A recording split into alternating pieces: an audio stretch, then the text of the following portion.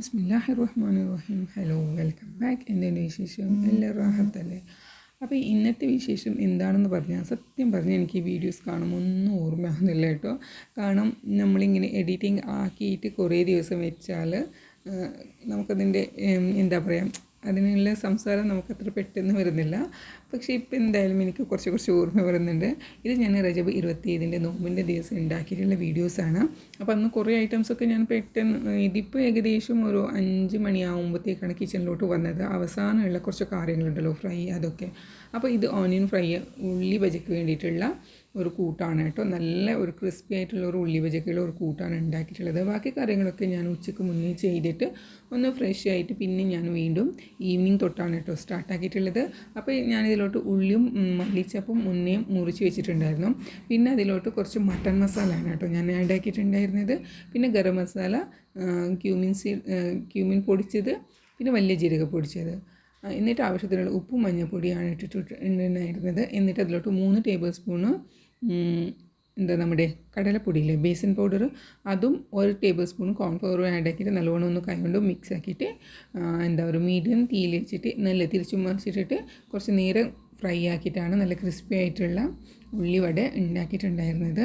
ഇത് നമ്മൾ പെട്ടെന്ന് ഇങ്ങനെ ചൂടുള്ള എണ്ണയിലിട്ടാൽ നമുക്കത്ര പെട്ടെന്ന് ക്രിസ്പി ആയി കിട്ടില്ല. 2-3 തവണ ഇങ്ങനെ തിരിച്ചു മറിച്ചിട്ട് കൊടുത്താലാണ് ഉള്ളിവട ഉള്ളി ബജി നമുക്ക് ക്രിസ്പി ആയിട്ട് കിട്ടുന്നത് കേട്ടോ.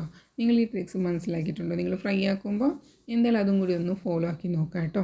പിന്നെ ഇതിൽ ഞാൻ ബീട്രൂട്ടിൻ്റെ ഹൽവ ഉണ്ടാക്കിയിട്ടുണ്ടായിരുന്നു. പിന്നെ നമ്മുടെ പയറുകഞ്ഞി എന്ന് പറയുന്ന സംഭവമില്ലേ, അത് ഉണ്ടാക്കിയിട്ടുണ്ടായിരുന്നു. പിന്നെ ഈസി ആയിട്ടുള്ള കസ്റ്റർഡ് ഉണ്ടാക്കിയിട്ടുണ്ടായിരുന്നു. പിന്നെ അവിൽ മിൽക്കാണ് ആക്കിയിട്ടുണ്ടായിരുന്നത്. അവിൽ മിൽക്ക് ഞാനല്ല ആക്കിയിട്ടുണ്ടായിരുന്നത്, ഹസ്ബൻഡായിരുന്നു കേട്ടോ. അങ്ങനത്തെ കസ്റ്റർഡ് ആക്കിയിട്ട് മുന്നിലേ വെച്ചിട്ടുണ്ടായിരുന്നു. ഇനി ഇതൊന്ന് ജസ്റ്റ് മിക്സിയിൽ കറക്കി എടുക്കണം. എന്നിട്ട് നമ്മുടെ സെർവിങ് ബൗളിലോട്ട് ഒഴിച്ചു കൊടുക്കണം. പിന്നെ ഇതിലിട്ട് കുറേ ഫ്രൂട്ട്സ് ഒന്നും ഇടാൻ പോകുന്നില്ല. ആവശ്യത്തിന് ഇപ്പം എൻ്റെ ബനാന ഉണ്ടായിരുന്നു, അപ്പോൾ ബനാന ഞാൻ കുറച്ച് അധികം തന്നെ മുറിച്ചിട്ട് കൊടുത്തിട്ടുണ്ട്. ഇനി അതും കൂടി ഒന്ന് സെർവിങ് പ്ലേറ്റിലിട്ടിട്ട് ഒന്ന് ജസ്റ്റ് മിക്സ് ആക്കി കൊടുക്കുക. പിന്നെ ഇത് ബീട്രൂട്ട് ഹൽവയാണ്, ഉള്ളി വട വെച്ചിട്ടുണ്ട്. എന്നിട്ട് നമ്മുടെ പയറുകഞ്ഞിയില്ലേ, അത് ഞാൻ നമ്മുടെ ദോശയൊക്കെ ഉണ്ടാക്കുന്ന അരിയില്ലേ, ആ അരിയാണ് എടുത്തിട്ടുണ്ടായിരുന്നത്. അതൊരു അരക്കപ്പോളം അരി എടുത്തിട്ടുണ്ട്. പിന്നെ ഇതിലോട്ട് ഒരു 2 ടേബിൾ സ്പൂണോളം പച്ചപ്പയറും പിന്നെ 1 ടേബിൾ സ്പൂൺ ഉലുവാനും ഇട്ടിട്ട് വേവിച്ചിട്ട് വെച്ചതാണ്. എന്നിട്ട് അതിലോട്ട് ഞാൻ തേങ്ങയും മല്ലിയും കുറച്ച് ജീരകം ഇട്ടിട്ട് ഒന്ന് അരച്ചെടുത്തിട്ടുണ്ട്. ഒരു അരക്കപ്പോളം തേങ്ങ എടുത്തിട്ട് 1 ടേബിൾ സ്പൂൺ മല്ലിയും പിന്നെ കുറച്ച് ജീരകം ഇട്ടിട്ട് ഒന്ന് തേങ്ങ അരച്ച് കൂട്ടിയിട്ട് നല്ലോണം തിളപ്പിച്ചിട്ടെടുത്തിട്ടുണ്ട്. അങ്ങനെ നോമ്പൊക്കെ തുറന്ന് അൽഹംദുലില്ലാ നല്ല റാഹത്തിൽ നോമ്പ് തുറന്ന്. പിന്നെ അന്നത്തെ ദിവസം കേക്ക് ഉണ്ടാക്കിയിട്ടുണ്ട്.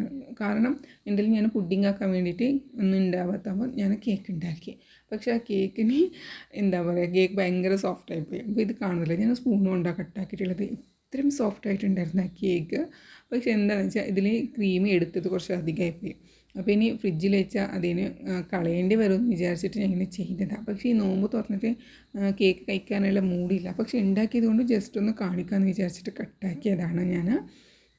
അങ്ങനെയാണ് എൻ്റെ ഇന്നത്തെ നോമ്പ് തുറ കഴിഞ്ഞിട്ടുണ്ടായിരുന്നത്. അപ്പോൾ നിങ്ങൾക്ക് എൻ്റെ വീഡിയോസ് ഇഷ്ടമാവുകയാണെന്ന് വിചാരിക്കുന്നുണ്ട്. ഇഷ്ടപ്പെട്ടിട്ടുണ്ടെങ്കിൽ സബ്സ്ക്രൈബ് ആക്കുക, ലൈക്ക് ആക്കുക. Thank you, take care, by.